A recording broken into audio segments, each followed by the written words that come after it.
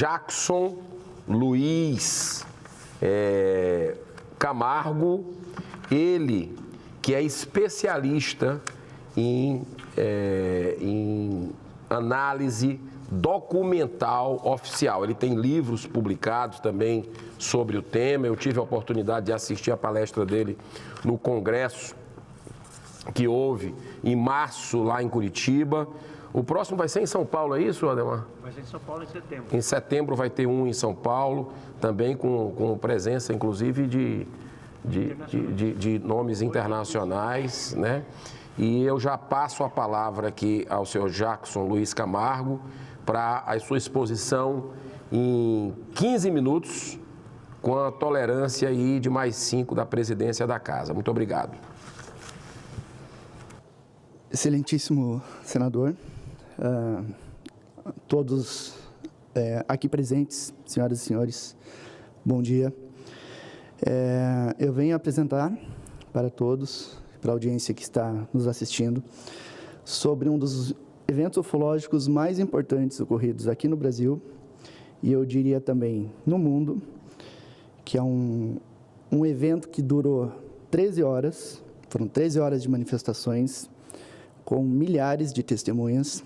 É o caso ufológico mais testemunhado da história da ufologia mundial, sendo testemunhados por pessoas de todas as raças, todos os credos, religiões, formações, idades, por civis, por militares, por pilotos, por pessoas muito gabaritadas e que foi registrado oficialmente em documentos da Força Aérea Brasileira, foi confirmado em coletiva de imprensa pelos militares e que ocorreu na noite de 19 de maio de 1986.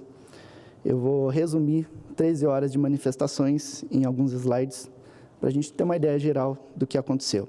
Eu pediria que colocasse a apresentação, por favor.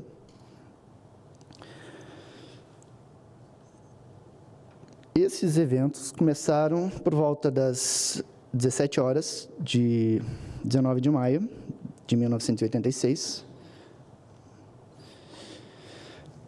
Os primeiros avistamentos ocorreram na zona rural de Santa Isabel, um único objeto sendo observado por aproximadamente 1 hora, ali onde nós temos aquela indicação, com aquela flechinha amarela no canto inferior esquerdo, indica o movimento do objeto que ele fez às 18 horas de 19 de maio de 1986.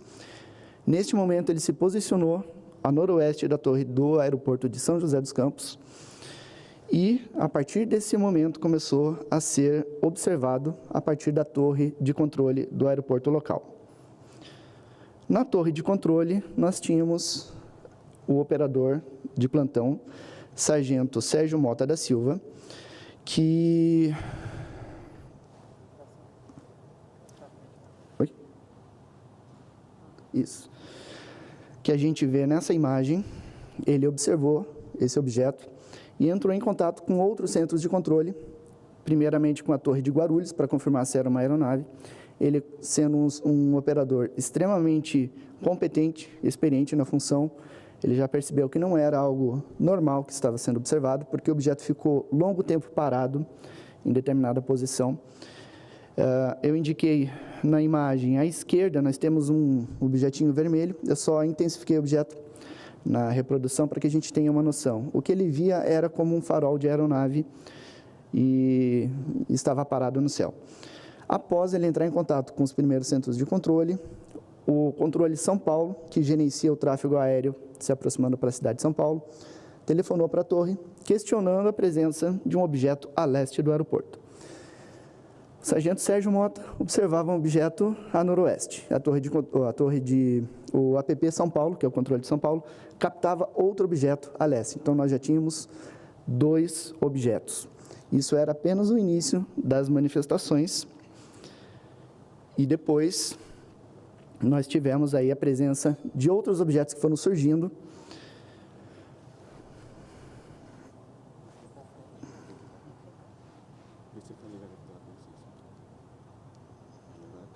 Certo. E outros objetos foram surgindo. Aqui na esquerda nós temos um mapa já da manifestação dos objetos entre 19 e 20 horas. Então, perceba que continuamente foram surgindo novos objetos. Surgiram sobre a região de Guaratinguetá, Caçapava, todo o Vale do Paraíba, sobre a cidade de São Paulo, na orla da cidade do Rio de Janeiro, sendo observado por vários moradores da cidade também, inclusive pelo brigadeiro Sócrates Monteiro, que observou da janela do apartamento dele, na praia de Copacabana. Tivemos avistamentos a partir da escola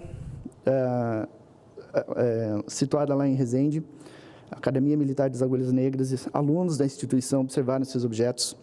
Em Caçapava, aliás, em Guaratinguetá, 2.000 militares ali presentes observaram a passagem desses objetos, ao mesmo momento em que ocorria um blackout gerado pela interferência gerada por esses objetos.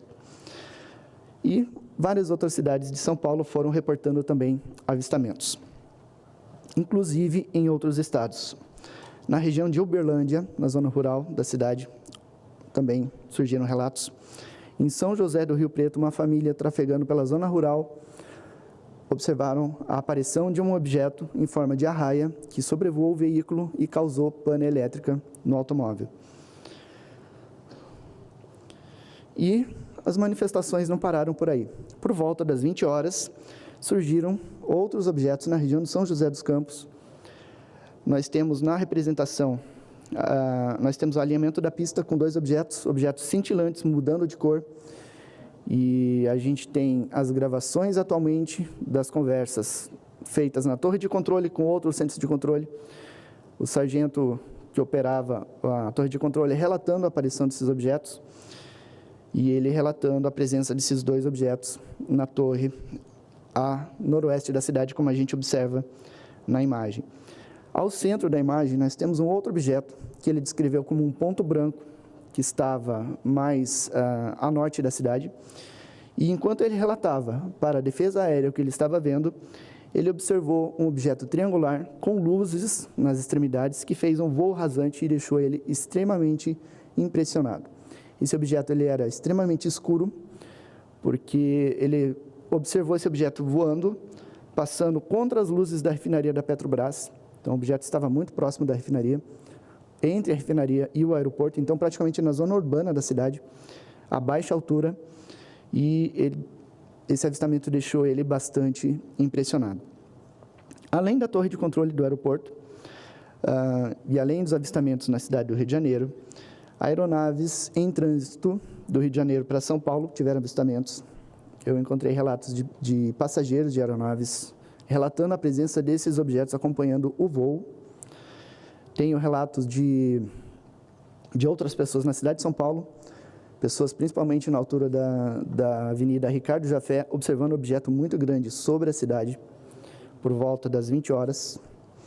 E esse objeto foi relatado à Força Aérea, e nós temos o áudio também de uma das comunicações da Força Aérea, questionando se havia alguma aeronave militar sobre aquela cidade naquele momento, porque havia o relato de um objeto que estava pairando sobre a cidade. E também temos situações um pouco mais dramáticas, em que pilotos se assustaram com um objeto em tráfego essencial, ou seja, um objeto que se aproximava em sentido contrário da aeronave em aparente rota de colisão. Isso gerou uma certa tensão nos militares, que começaram solicitaram apoio da defesa aérea, no sentido de identificar o que era esse fenômeno, confirmação de radar e tudo mais. Por volta das 21 horas, o coronel Osiris Silva, que foi ministro, ele voltava de Brasília para São José dos Campos, junto com o comandante Alcir, a bordo desta aeronave que a gente observa no canto esquerdo, uma aeronave Xingu, e eles foram questionados se avistavam alguns objetos. E eles entraram em perseguição a esses objetos. Por 4 momentos, eles observaram esses objetos e tentaram se aproximar. E um desses objetos era especialmente grande.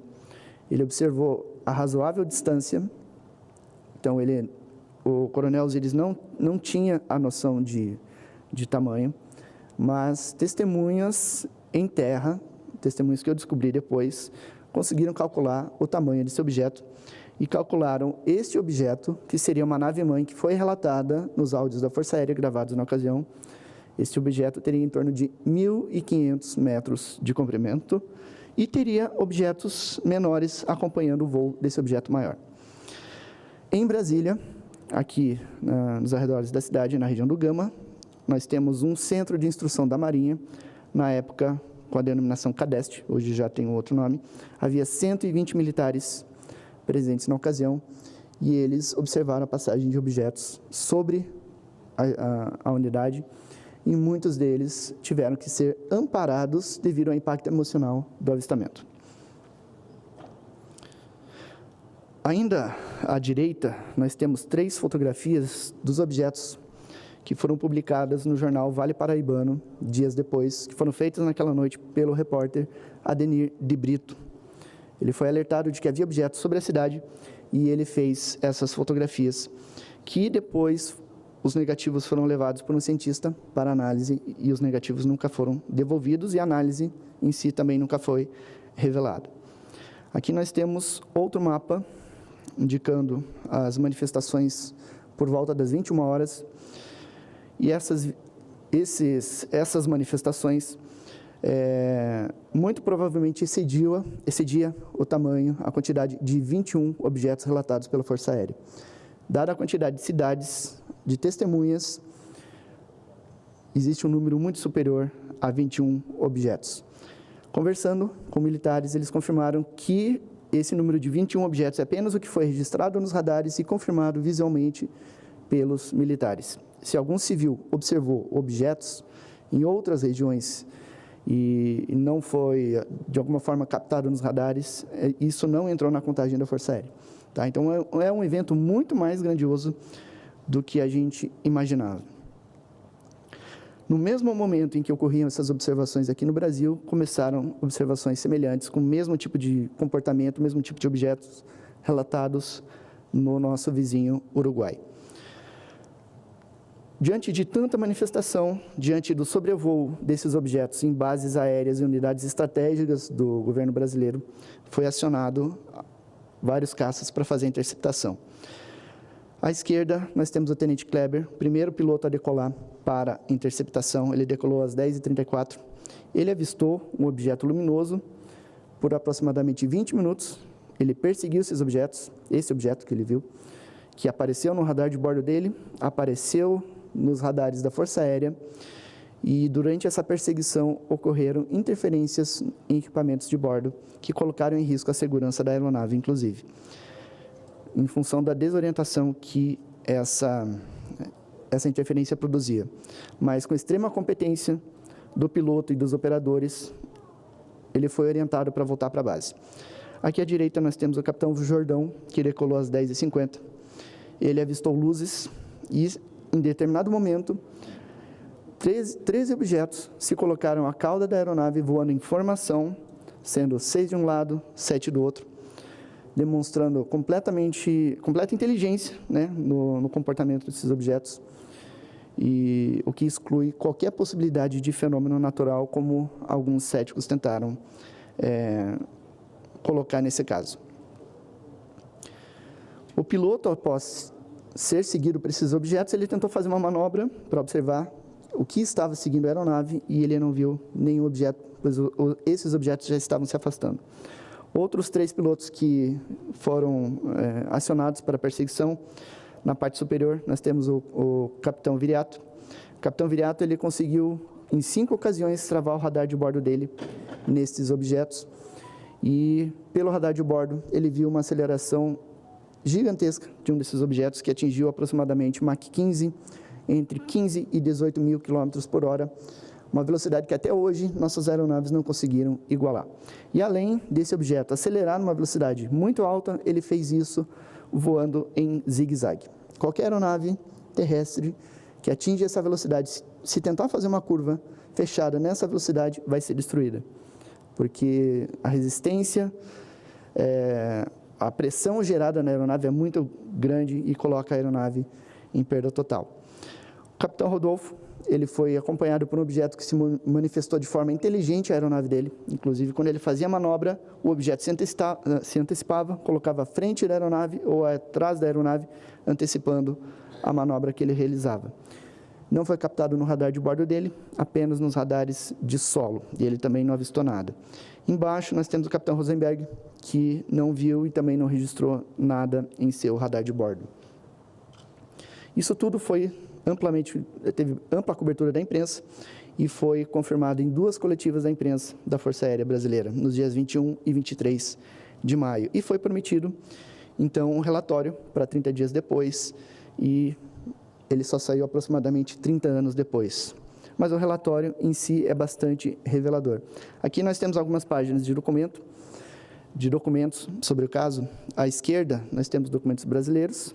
À direita, nós temos documentos americanos, falando sobre essa noite cheia de avistamentos aqui no Brasil.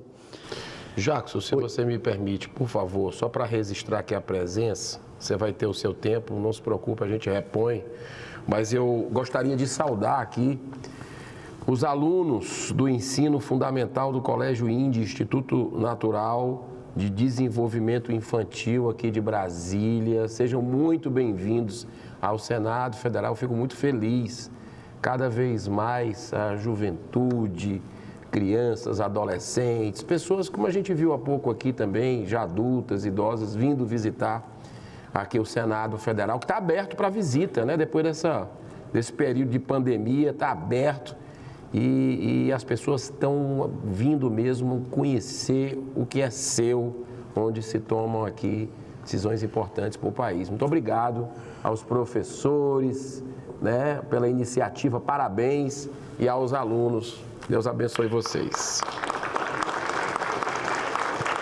Muito bem.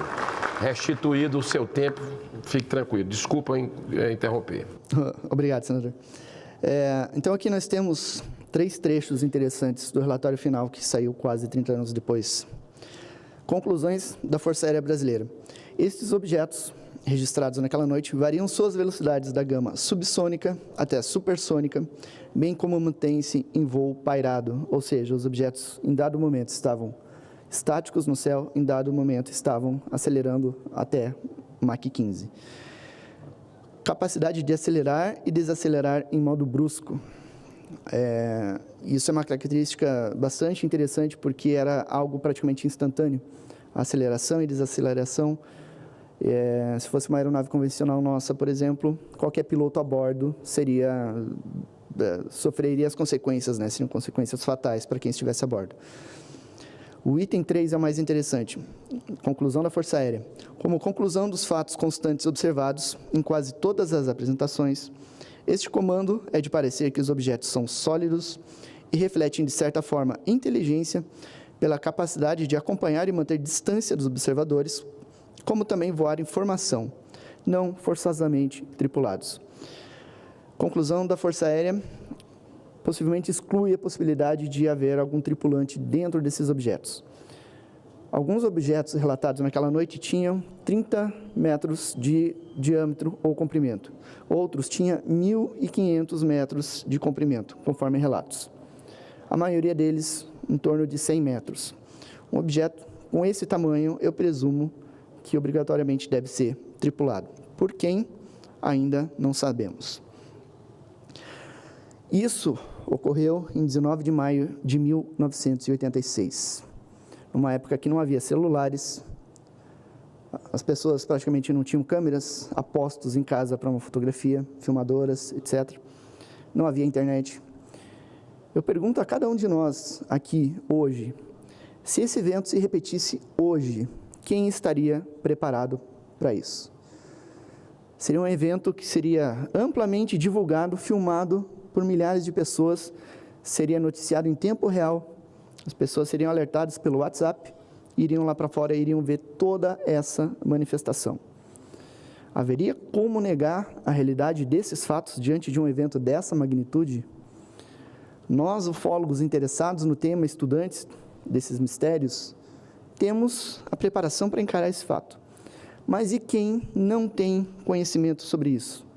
Qual seria o impacto gerado nessas pessoas? possivelmente o impacto não seja bom.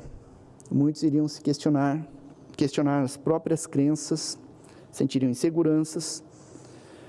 Então, é extremamente importante que autoridades da Força Aérea, e principalmente, eu chamo aqui Marinha e Exército, que nunca liberaram suas documentações, que façam, que forneçam essas documentações, para que a gente possa conduzir um estudo mais aprofundado sobre eventos como esse, para que a gente possa conscientizar a população, mostrar que é um fato real, que isso ocorre, que é verdadeiro, e principalmente que seja formada uma comissão, como já foi dito aqui, formada por militares, cientistas e ufólogos, para estudar isso, entender esse fenômeno e conscientizar a população, porque se eles são inteligências não humanas, não originadas em qualquer nação da Terra, um dia eles podem resolver fazer um contato. E a gente precisa estar pronto para isso. Essa é a minha mensagem. Obrigado a todos. Muitíssimo grato, senhor Jackson Luiz Camargo, gestor em tecnologia de informação, especialista na análise de documentação oficial. Ele que é membro do Centro de Investigação e Pesquisa Exobiológica, CIPEX, consultor da revista UFO e editor do site Portal Fenômeno. É autor dos livros UFOs no Espaço e na Lua e A Noite Oficial dos UFOs no Brasil, né? Então, fico muito feliz com a sua participação. Muito obrigado por ter vindo aqui ao Senado Federal, pela excelente exposição. E eu já parto aqui logo, primeiro para avisar que eu dei uma informação aqui para o nosso terceiro expositor, dentro da linha cronológica, o senhor Jackson Luiz Camargo, que é especialista na análise de documentação oficial. Então, você pode falar daí mesmo, pode puxar o microfone aí. O senhor tem 5 minutos, Jackson, para, de alguma forma, se quiser responder uma pergunta. Teve até uma da Operação Prato, que eu acho que foi feita. O Jevaé aqui já deu uma entrada, mas você fica à vontade também para fazer algum comentário e as considerações finais. Muito obrigado pela sua presença. Certo. Primeiro, eu gostaria de agradecer a oportunidade, né, desse evento histórico.